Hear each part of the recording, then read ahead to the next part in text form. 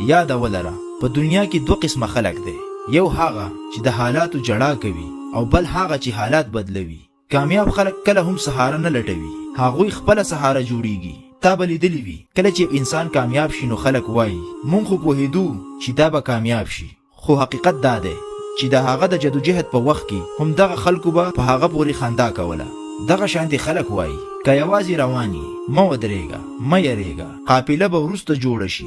که نن څوک ستا سره ولاړ نه دي نو دا مه ګڼه چې ته کمزوری یې، دا یوازې دا معنی لري چې ستا وخت لا نه دی راغلی. خلک د هغې ونې لاندې کیني چې میوه لري. د کامیابۍ د ټولو نه لوی دشمن ستا خپل سوچ دی، تر څو چې ته دا انتظار کوې چې څوک به راشي او ستا ژوند به بدل کړي، هیڅ هم نه بدلیږي.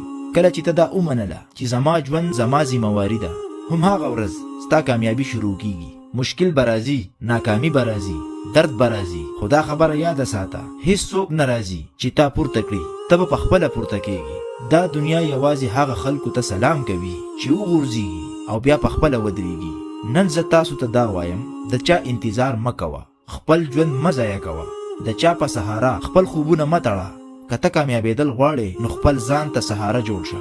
آخره کې یوه خبره د زړه نه، که نن ته یوازې یې نو غم مه کوه. یوازیتوب کمزوري نه ده، یوازیتوب د کامیابۍ لومړی زینه ده. زه یم طارق علي خان او دا و د زړه آواز. که دا خبرې ستا زړه ته رسېدلې وي نو دا نورو ته هم ورسوه، کیدای شي بل څوک هم یوازې جنګ کوي.